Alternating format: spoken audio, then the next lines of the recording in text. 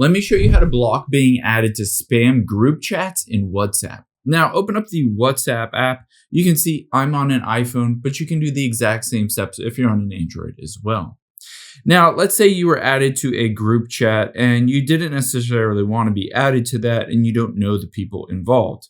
You can always turn this feature off by getting to your settings. So you can see on the iPhone, you can see at the bottom right is that settings icon. However, keep in mind on Android, it'll be at the top left. Tap on those three dots to get to your settings. From here, when you're in the settings, you can always change the ability for people to add you to group chats. And you can see it says who can add me to groups. This might be set to everyone, including all the random people in spam contacts, but you might want to set this to my contacts or my contacts accept.